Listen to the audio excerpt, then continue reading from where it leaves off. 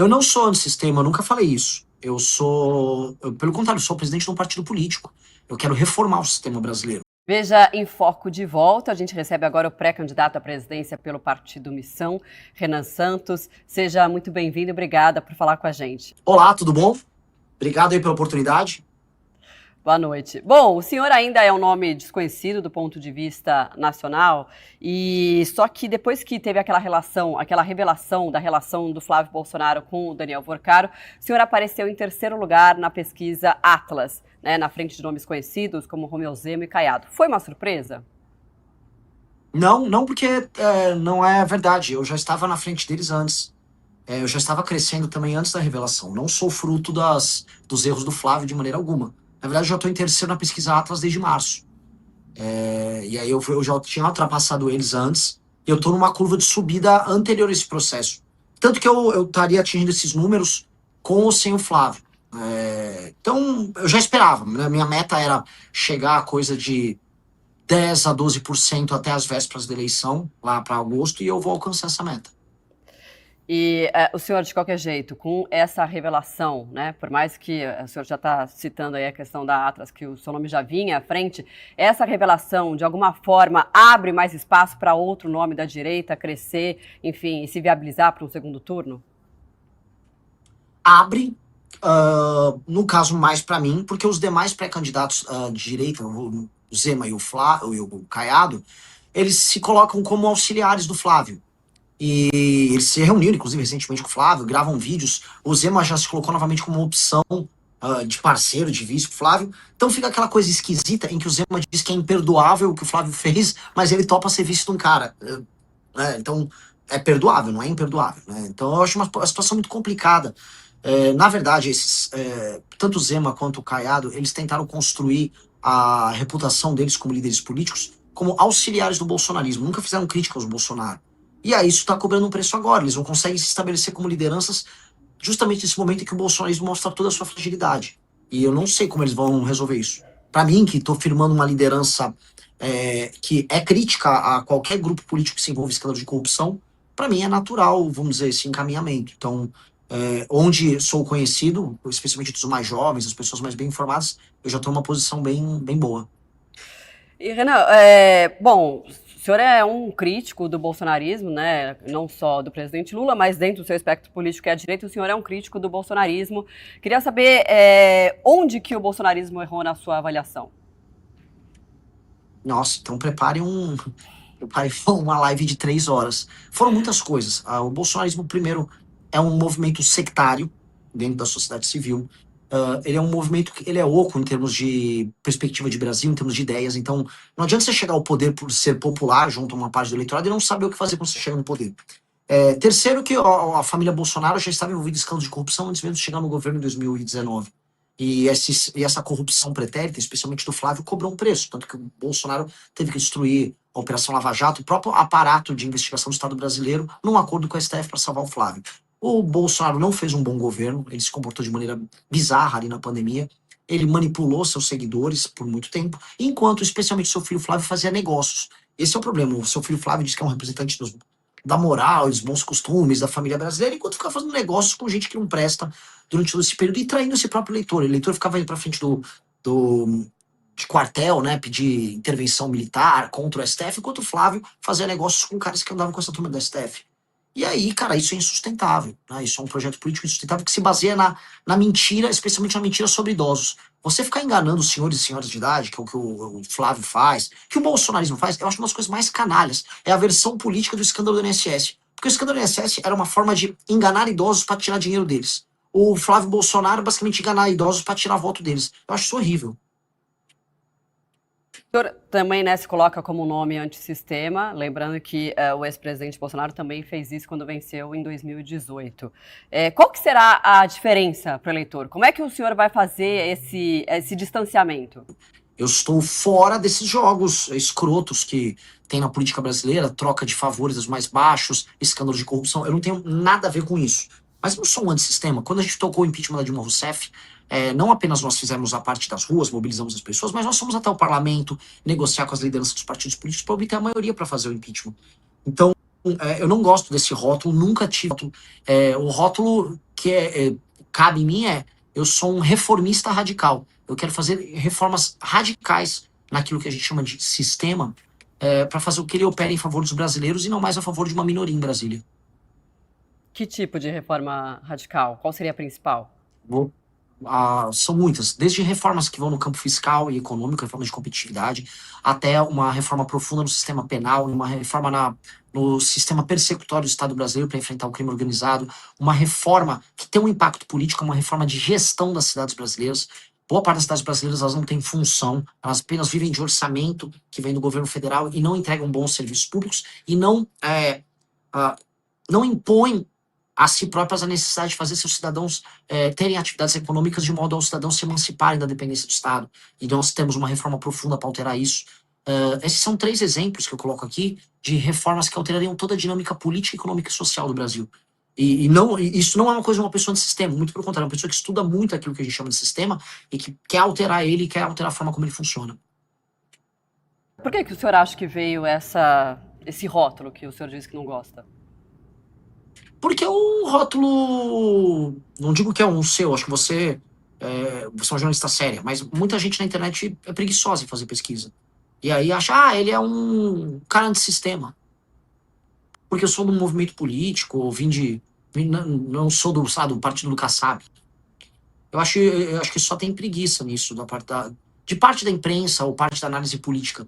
O Renan é antissistema. É igual pessoas que me comparam ao Pablo Marçal, que é um estelionatário. Não tem nada a ver com isso.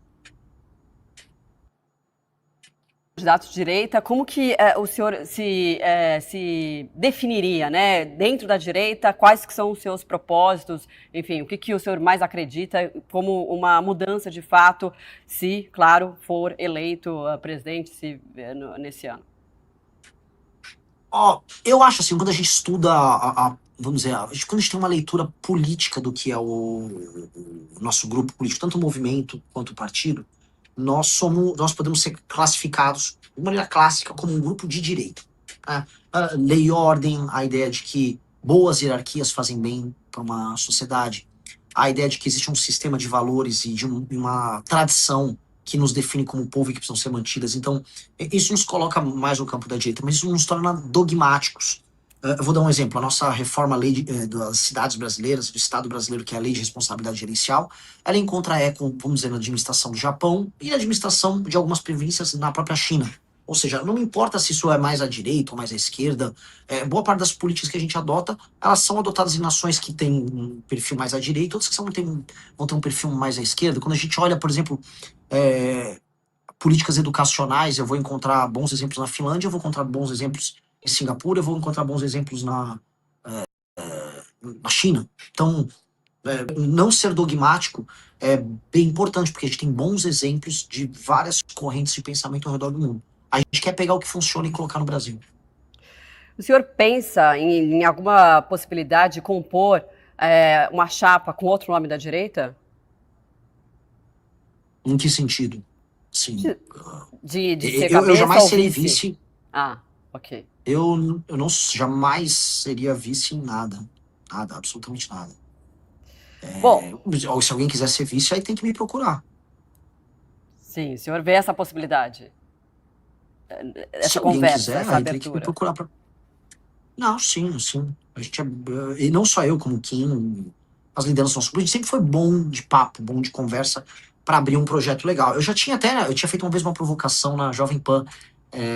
Falei pro Caiado Zema, vamos sair dessa velharia de bolsonarismo. Por mais que o Caiado seja uma pessoa de idade, ele é mais, vamos dizer, mais novo de cabeça do que os Bolsonaro. E, vamos fazer uma coisa nova, não vamos ter medo de ousar. Mas o problema é que os atuais nomes, eles têm um receio em ousar. Eles, inclusive, evitam me citar, né? Então, todas as pessoas ficavam falando em terceira via, sempre era os governadores. Até que eu ultrapassei eles. E aí, é meio inevitável falar sobre mim, mas eles evitam falar até agora. O que não faz muita diferença para mim, para ser sincero, mas lógico que eu gostaria de conversar, eu acho que todos eles têm alguma coisa a agregar. E no projeto que a gente tem para o Brasil, a gente vai precisar fazer uma coalizão com todo o Brasil que trabalha e produz. E isso incluiria políticos que, a despeito de algumas discordâncias pontuais que eu posso ter aqui e ali, eles agregariam demais. O Caiado foi um bom governador em Goiás. Efetivamente, o Leite foi um bom governador no Rio Grande do Sul. Ratinho não diria com a mesma energia, mas o Zema tem alguns pontos positivos para trazer do governo de Minas Gerais. Então, sim, a gente toparia sentar e conversar e compor um projeto comum de Brasil. Mas, naturalmente, o projeto é o nosso. Até porque, vou dar um exemplo. Eu tô aqui com o livro Amarelo, né? Que é o programa nosso. A gente publicou 6 livros com estudos e projetos para o Brasil. A gente estudou muito para chegar até aqui. E está propondo muita coisa. E, infelizmente, eu não vejo das demais pré-candidaturas nada nesse sentido. E como eles não têm, então, bom, plano nós temos, as pessoas já estão reconhecendo, eu estou ultrapassando eles, mesmo tendo muito menos recurso no nosso partido político. Então seria natural eles aderirem a um projeto mais sólido que tem. O senhor tem um forte apelo, né, nas redes sociais. Um levantamento da Ativa Web que a gente trouxe ontem mostrou que o senhor é o que mais teve engajamento entre os presidenciáveis nos últimos 30 dias. A que o senhor acredita esse resultado? Eu não sei. Eu não sei porque se os outros têm agências de publicidade, têm marqueteiros. Eu gravo meus próprios vídeos, eu faço os roteiros dos próprios vídeos, eu tenho uma ou duas pessoas que me filmam, o tipo de visão de mundo que eu divulgo, a visão de mundo que eu divulgo nas minhas lives. Acho que